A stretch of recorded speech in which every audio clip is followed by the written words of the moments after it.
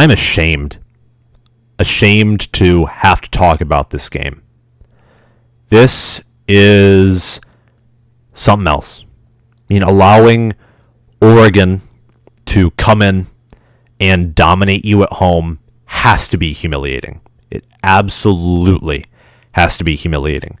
Anthony Brown, 17 of 35, not even 50% completion ranking, 236 yards and 2 touchdowns. He also ran for some on the ground. CJ Verdell, 20 carries, 161 yards, 2 touchdowns. And CJ Verdell also had 3 receptions, 34 yards, and a touchdown. He was the leading receiver. Wow. Wow. I mean, that last part. Oregon's leading receiver having 34 yards. Wow. Oh my goodness. Oregon totaled for 505 total yards, and Ohio State totaled for 612 yards. So that was a shootout right there. A combined 1,017 total yards. Only 1 turnover combined. That one was Ohio State on one of the last drives where CJ Stroud threw an interception. This video here, I mean, it happened yesterday. I was at a wedding. Couldn't do much. It was a very hectic day yesterday, but I want to talk about this here. So, Oregon fans, your team did their job. They are a top 10 team. I underestimated them, and I probably overestimated Ohio State. It's probably more so the latter. However, you do not get ahead of yourself. Learn from what Ohio State did to themselves this game. Ohio State, in my opinion, kind of overlooked you.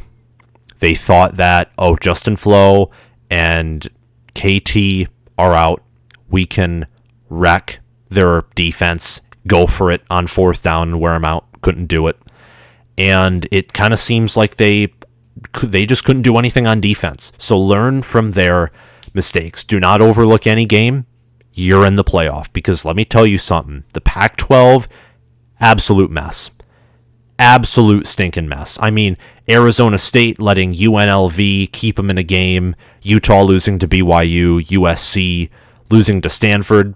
Down go what I thought were the 3 best teams in the Pac-12 after week 1. Washington again losing to an FCS opponent. Portland State keeping themselves in a game with Wazoo. Washington getting dominated by Michigan. Oregon's easily the front runner in the Pac-12 right now. Easily. 100%. So just keep yourself steady. I don't know if you're a playoff team exactly, but your path to the playoff, easier, in all honesty. You just have to be consistent. You can't be like your 2019 team and drop 2 games that you should have won. You cannot do that. But great game. Joe Moorhead coached circles around Kerry Coombs. He beat Ohio State, which is something he couldn't do at Penn State. And I'm sure he really was looking really excited after this game. Mario Cristobal beat the number 3 team on the road. Good coach. Honestly, proved me wrong. My predictions were wrong. So if you're an Oregon fan, you're set. Enjoy your win. Hopefully your team succeeds and doesn't lay an egg or 2 and get itself out of the playoffs. Good for you. Ohio State, you are an atrocity. This team just reminds me of 2020 Michigan with one thing changed, and that one thing changed would be if Joe Milton was Cam Newton 2.0. Like Michigan without a defense, but great offensive potential. And granted, a slightly better offensive line if we were being very specific, but the specific comparison doesn't matter. Ohio State's defense allowing 33 points a game. Michigan allowed 35 last year. And granted, the opponents Michigan played on average easier, I would say. But it doesn't matter in a certain sense. Minnesota, they only beat Miami, Ohio by 5 points. Minnesota scored the same amount on Miami, Ohio, 31 points, that they did against you, 31 points. Tanner Morgan was 8 for 17, below 50% completion. he was barely above or around 50% completion when he faced you. And their running back had similar... Now, Potts, not as good as Ibrahim, had pretty similar stats that against Miami, Ohio, that Ibrahim had against you. So what this tells me here is Minnesota might not be as good of a team as I thought they were, but also you're probably far worse of a team at the moment than I thought you were. I thought you were going to come in and beat Oregon by 21 to 28 points, around that. Instead, you only scored 28 points, and you lost by 7. So I'm disappointed. Ryan Day rightfully chewed out Kerry Coombs.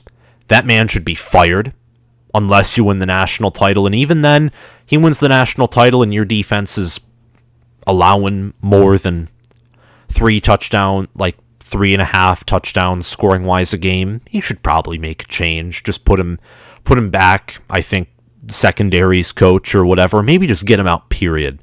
Because he is literally the causer of all problems on the defense. I mean, last year, hired him, the secondary, trash. And he was the secondaries coach. You have him be the DC this year, and the entirety of the DC is disgusting. It's honestly, it is horrific to look at. Your defense is a crappily made horror movie. And I don't even like horror movies, so that's just even better. But you need to improve your defense if you want to win the Big Ten. I'm being serious when I say that, because Michigan State, and Penn State in the Big Ten East, they are better than they are last year. In Indiana, I'm not buying that Indiana is a completely dead team yet either, because looking at what Iowa did to Iowa State, Iowa might be exceptionally good. I look at what Iowa's doing, and I'm looking at what Iowa is doing to a certain degree, and what other teams are doing to a certain degree. Like even what Oregon did to you is to what I thought Wisconsin was going to be this year. I thought that Wisconsin was going to be this team with this amazing defense that would force turnovers, countless sacks, and they would dominate you on the ground. So, what Michigan's doing right now with their ground game, that's what I thought Wisconsin was going to do with their ground game. And I thought that they would do kind of like Iowa's defense, having a defensive touchdown a game. Kind of thought that was going to be the same thing too. And I thought that, Jack Sanborn would be would lead an amazing defense, several sacks, key plays. And then the Penn State game happened, and I'm like, oh, well, Wisconsin kind of isn't Wisconsin. They have several offensive issues. Their O-line ain't the greatest, and their QB is worse than I thought. I thought that Graham Mertz would have significant improvement, but that's kind of getting off topic. But you, my goodness, you have a whole different level of concern. I mean, I look at the Big Ten right now, Iowa by far, ranking them the highest.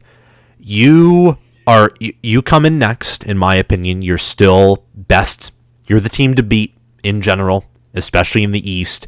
But other teams are rising, and you didn't improve at all. Like, you started off slow again, in all honesty. Your concerns, which are many, I mean, I have 2 listed for each, but just know the concerns are much bigger and more numerous than your positives. The concerns, again, the entire defense is a disappointment. Minnesota, I called it as an upset. It wasn't successful, obviously. Ohio State won, but that's why I gave your defense somewhat the benefit of the doubt in that game. And granted, I said it looked a little worse than normal. This game, a part of me said after that Minnesota game, you better watch out for Oregon. I put it away. I should not have put it away. Your defense could not stop C.J. Verdell.